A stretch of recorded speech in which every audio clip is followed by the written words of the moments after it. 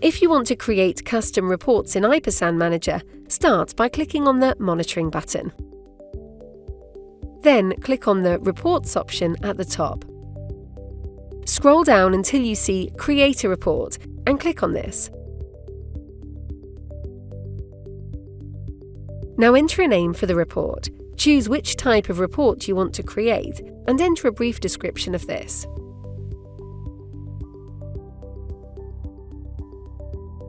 Then click Next. Now select the filters for the report, set the time frame, select the event family, and choose which elements this report applies to. Then click Next again. Now choose the columns for this report and the order which they will be displayed.